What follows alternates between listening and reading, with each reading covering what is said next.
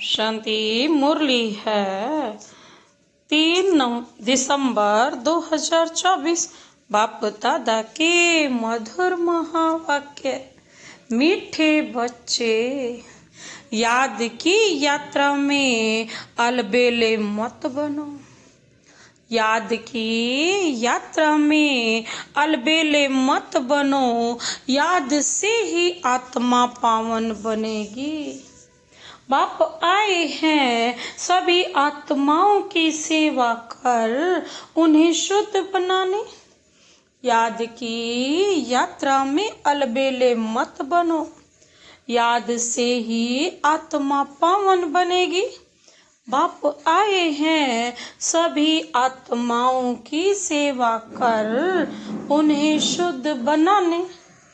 आज का प्रश्न है, कौन सी स्मृति बनी रहे तो खान पान शुद्ध हो जाएगा। कौन सी स्मृति बनी रहे तो खान पान शुद्ध हो जाएगा। बाबा ने उत्तर दिया, यदि स्मृति रहे कि हम बाबा के पास आए हैं सच खंड में जाने के लिए, वा मनुष्य से देवता बनने के लिए, तो खान पान शुद्ध हो जाएगा। क्योंकि देवताएं कभी अशुद्ध चीज नहीं खाते। जब हम सत्य बाबा के पास आए हैं सच खंड पावन दुनिया का मालिक बनने, तो पतित बन नहीं सकते, अशुद्ध नहीं बन सकते।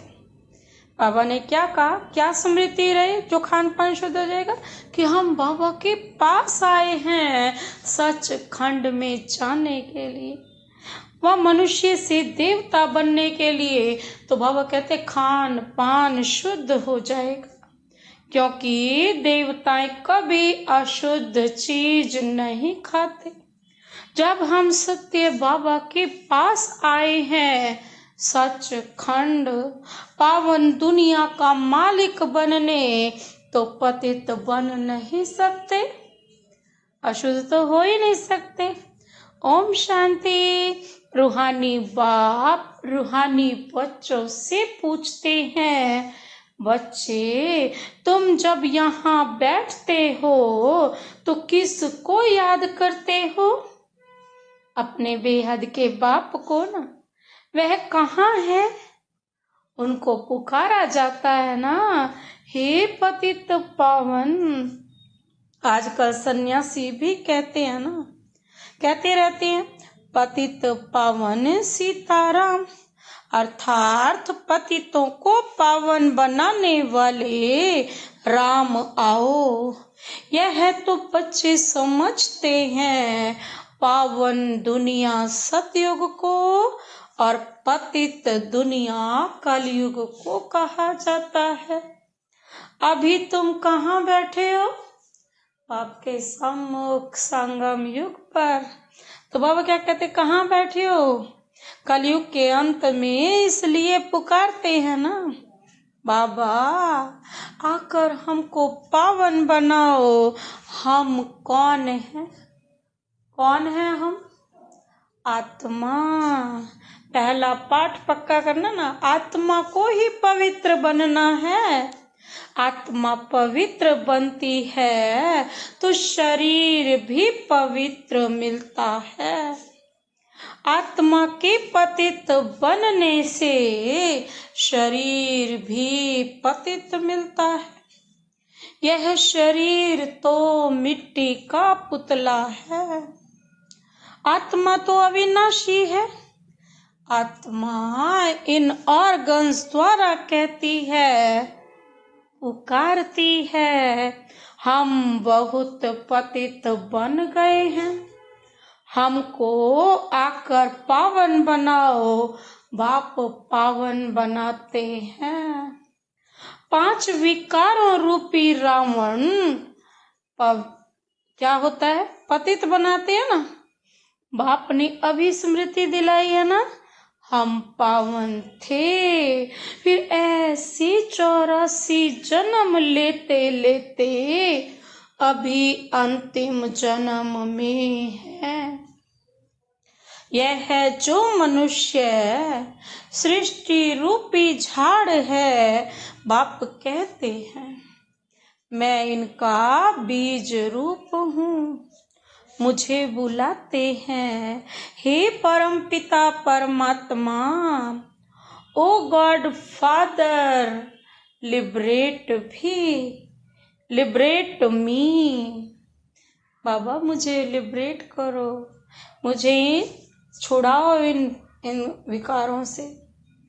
हर एक अपने लिए कहते हैं ना, मुझे छुड़ाओ भी, और पंडा बनकर शांति धाम में ले चलो। सन्यासी आदि भी कहते हैं स्थायी शांति कैसे मिले। अब शांति धाम तो है घर, जहां से आत्माएं पार्ट बजाने आती हैं। वहां सिर्फ आत्माएं ही हैं, शरीर नहीं है। आत्माएं नंगी, बिना अंग के होती है ना, न अंग, नंगी मतलब न अंग, बिना अंग के शरीर बिगर रहती है ना। नंगे का अर्थ यह नहीं कि कपड़े पहनने बिगर रहना, नहीं, शरीर बिगर। आत्मा नंगी अर्थात अशरीरी रहती है। बाप कहते हैं ना बच्चे, तुम आत्माएं वहां मूल वतन में बिगर शरीर रहती हो ना, बिना अंग के होती हो ना, उसे निराकारी दुनिया कहा जाता है, अशरीरी कहा जाता है ना। बच्चों को सीढ़ी पर समझाया गया है कैसे हम सीढ़ी नीचे उतरते आए हैं। पूरे 84 जन्म लगे हैं मैक्सिमम, फिर कोई एक जन्म भी लेते हैं। आत्माएं ऊपर से आती ही रहती हैं। अभी बाप कहते हैं मैं आया हूँ पावन बनाने। शिव बाबा ब्रह्मा द्वारा तुम्हें पढ़ाते हैं। शिव बाबा है आत्माओं का बाप और ब्रह्मा को आदि देव कहते हैं। इस दादा में बाप कैसे आते हैं यह तुम बच्चे ही जानते हो। मुझे बुलाते भी है ना, हे पतित पावन आओ। आत्माओं ने इस शरीर द्वारा बुलाया है। मुख्य आत्मा है ना, यह है ही दुख धाम। यहाँ कलयुग में देखो, बैठे बैठे अचानक मृत्यु हो जाती है। वहां ऐसे कोई बीमार ही नहीं होते। नाम ही है स्वर्ग। कितना अच्छा नाम है, कहने से दिल खुश हो जाता है। क्रिश्चियन भी कहते हैं क्राइस्ट से 3000 वर्ष पहले पैराडाइज था। यहाँ भारतवासियों को तो कुछ भी पता नहीं है, क्योंकि उन्होंने सुख बहुत देखा है तो दुख भी बहुत देख रहे हैं। तमो प्रधान बने हैं, 84 जन्म भी इन्हों के हैं। आधा कल्प बाद फिर और धर्म वाले आते हैं। अभी तुम समझते हो, आधा कल्प देवी देवताएं थे तो और कोई धर्म नहीं था। फिर त्रेता में जब राम हुआ तो भी इस्लामी बौद्धि नहीं थे। मनुष्य तो बिल्कुल घोर अंधियारे में है। कह देते दुनिया की आयु लाखों वर्ष है। इसलिए मनुष्य मूंझते हैं कि कलयुग अर्जुन छोटा बच्चा है। तुम अभी समझते हो कलयुग पूरा हो अभी सतयुग आएगा, इसलिए तुम आए हो बाप से स्वर्ग का वर्षा लेने। तुम सब स्वर्गवासी थे, बाप आते ही हैं स्वर्ग स्थापन करने। तुम ही स्वर्ग में आते हो, बाकी सब शांति धाम में चले जाते हैं। वह है स्वीट होम, आत्माएं वहां निवास करती हैं, फिर यहाँ आकर पार्टधारी बनते हैं। शरीर बिगड़ तो आत्मा बोल भी ना सके, वहां शरीर ना होने के कारण आत्माएं शांति में रहती है ना मूल वतन में। फिर आधा कल्प है देवी देवताएं, सूर्य वंशी चंद्र वंशी, फिर द्वापर कलयुग में होते हैं मनुष्य। देवताओं का राज्य था, फिर अब वह कहाँ गए किसको पता नहीं। यह नॉलेज अभी तुमको बाप से मिलती है और कोई मनुष्य में यह नॉलेज होती नहीं। बाप ही आकर मनुष्यों को यह नॉलेज देते हैं, जिससे ही मनुष्य से देवता बनते हैं। तुम यहाँ आए ही हो मनुष्य से देवता बनने के लिए। देवताओं का खान पान अशुद्ध नहीं होता, वो तो एवर प्योर खाना खाते हैं। वे कभी बीड़ी आदि पीते नहीं। यहाँ के पतित मनुष्यों की बात मत पूछो, क्या क्या खाते हैं अब बाप समझाते हैं। यह भारत पहले सचखंड था, जरूर सच्चे बाप ने स्थापन किया होगा। बाप को ही ट्रुथ कहा जाता है। बाप ही कहते हैं मैं ही इस भारत को सचखंड बनाता हूँ। तुम सच्चे देवताएं कैसे बन सकते हो, वह भी तुमको सिखलाता हूँ। कितने बच्चे यहाँ आते हैं, इसलिए यह मकान आदि बनवाने पड़ते हैं। अंत तक भी बनते रहेंगे, बहुत बनेंगे। मकान खरीद भी करते हैं। शिव बाबा ब्रह्मा द्वारा कार्य करते हैं। ब्रह्मा हो गया सांवरा, क्योंकि यह बहुत जन्मों के अंत का जन्म है ना। यह फिर गोरा बनेगा। कृष्ण का भी चित्र गोरा और सांवरा है ना। म्यूजियम में बड़े बड़े अच्छे चित्र हैं, जिस पर तुम किसको अच्छी रीति समझा सकते हो। यहाँ बाबा म्यूजियम नहीं बनवाते हैं, इनको कहा जाता है टावर ऑफ साइलेंस। तुम जानते हो हम शांति धाम अपने घर जाते हैं, हम वहाँ के रहने वाले हैं। फिर यहाँ आकर शरीर ले पार्ट बजाते हैं।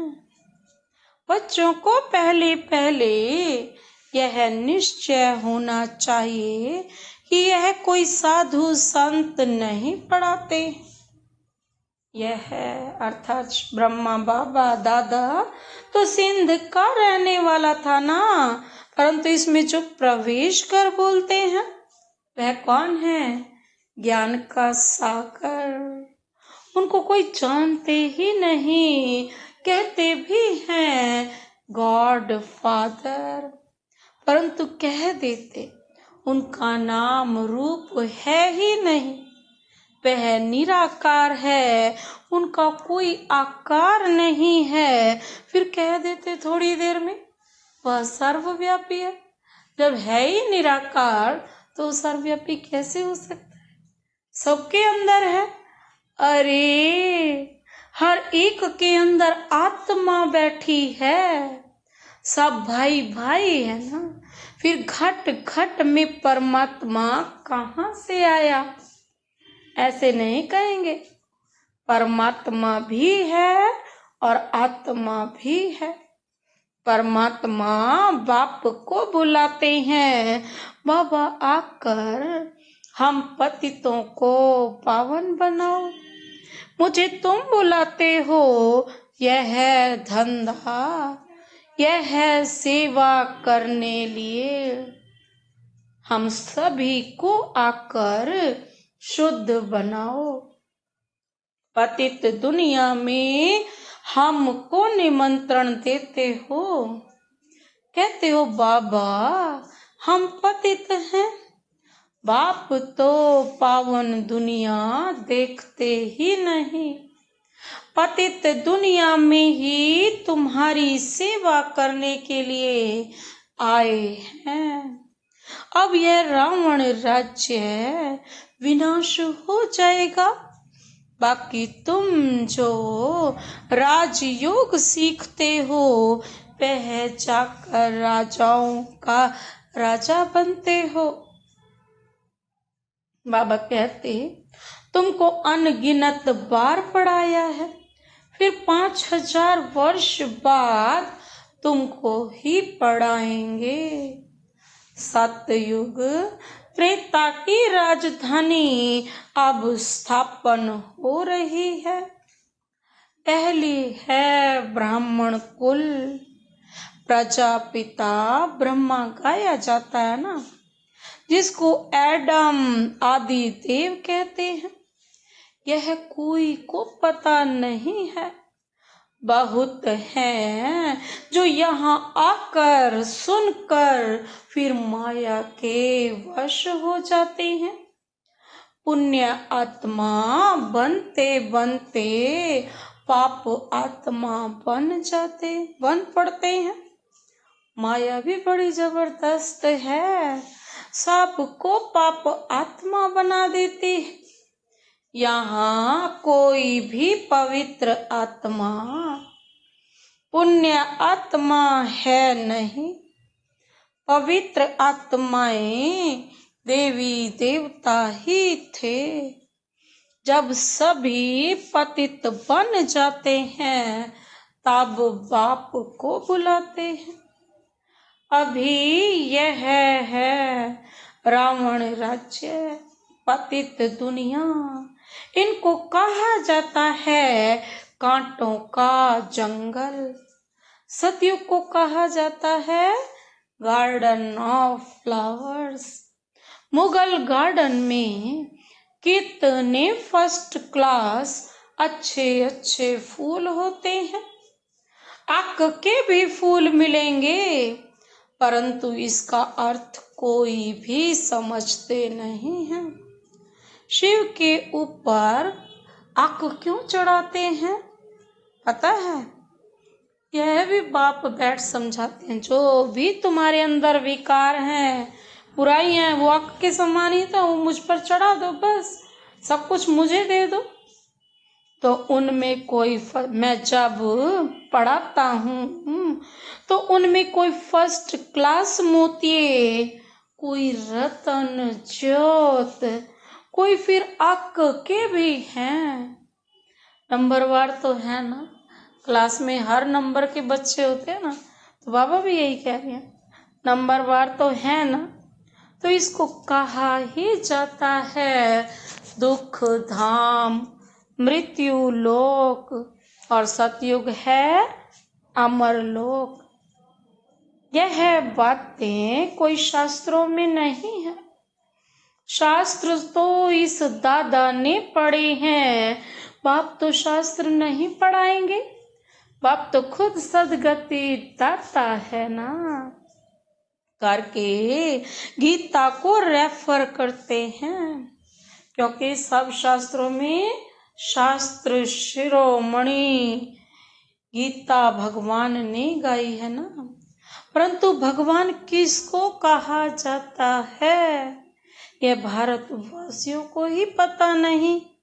बाप कहते हैं मैं निष्काम सेवा करता हूँ, तुमको विश्व का मालिक बनाता हूँ, मैं नहीं बनता।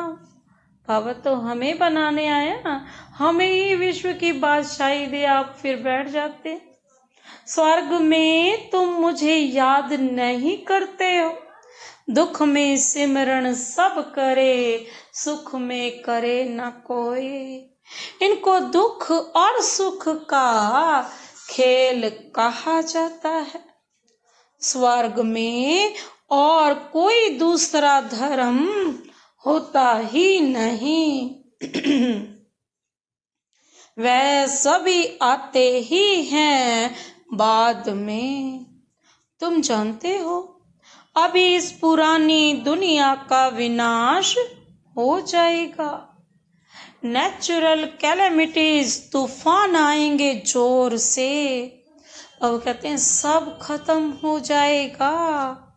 तो बाप अभी आकर बेसमझदार से समझदार बनाते हैं। बाप ने कितना धन माल दिया था स्वर्ग में, कितना धन माल दिया हमें सतयुग में। बाबा कहते सब कहाँ गया। अभी कितने इंसॉल्वेंट बन गए हैं। भारत जो सोने की चिड़िया था वह अब क्या बन पड़ा है। अब फिर पतित पावन बाप आए हुए हैं, राजयोग सिखला रहे हैं। वह है हठ योग और यह है राजयोग। ये राजयोग दोनों के लिए है और वह हठ योग सिर्फ पुरुष ही सीखते हैं।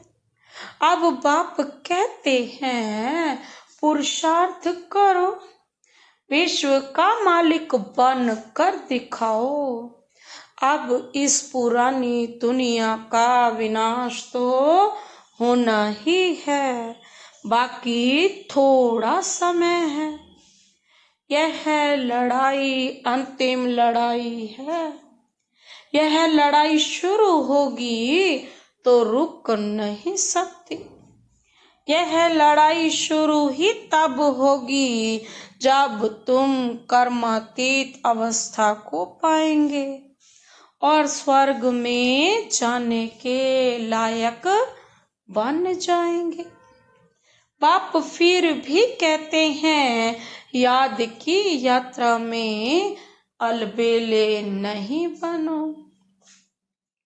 इसमें ही माया विघन डालती है। अच्छा, मीठे मीठे सिकिल दे बच्चों प्रति मात पिता बाप दादा का याद प्यार और गुड मॉर्निंग। रूहानी बाप की रूहानी बच्चों को नमस्ते। हम रूहानी बच्चों की रूहानी बाप दादा को नमस्ते नमस्ते नमस्ते। Good morning. शुक्रिया बाबा, शुक्रिया। धारणा के लिए मुख्य सार है। पहला पॉइंट है बाप द्वारा अच्छी रीति पढ़कर फर्स्ट क्लास फूल बनना है। कांटों के इस जंगल को फूलों का बगीचा बनाने में बाप को पूरी मदद करनी है। बाप द्वारा अच्छी रीति पढ़कर फर्स्ट क्लास फूल बनना है। कांटों से इस जंगल को फूलों का बगीचा बनाने में बाप को पूरी मदद करनी है। दूसरा पॉइंट है कर्मातीत अवस्था को प्राप्त करने व स्वर्ग में उच्च पद का अधिकार प्राप्त करने के लिए याद की यात्रा में तत्पर रहना है, अलबेला नहीं बनना है। बाबा कहते कर्मातीत अवस्था को प्राप्त करने व स्वर्ग में उच्च पद का अधिकार प्राप्त करने के लिए याद की यात्रा में तत्पर रहना है, अलबेला नहीं बनना है। आज का वरदानी हाथ शिव बाबा का अपने सिर पर अनुभव करते हुए यह वरदान लेते हैं। अपने मस्तक पर सदा बाप की दुआओं का हाथ अनुभव करने वाले मास्टर विघ्न विनाशक भव। अपने मस्तक पर सदा बाप की दुआओं का हाथ अनुभव करने वाले मास्टर विघ्न विनाशक भव। विस्तार है, गणेश को विघ्न विनाशक कहते हैं ना। विघ्न विनाशक वही बनते जिनमें सर्व शक्तियां हैं। सर्व शक्तियों को समय प्रमाण कार्य में लगाओ तो विघ्न ठहर नहीं सकते। जितने भी रूप से माया आए, लेकिन आप नॉलेजफुल बनो।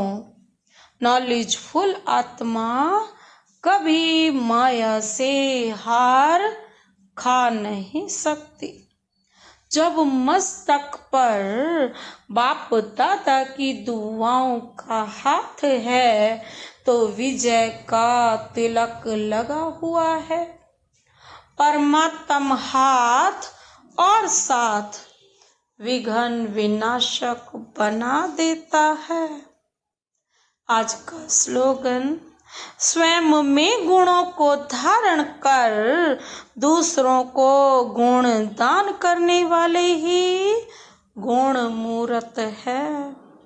स्वयं में गुणों को धारण कर दूसरों को गुण दान करने वाले ही गुण मूर्त हैं। अच्छा, ओम शांति।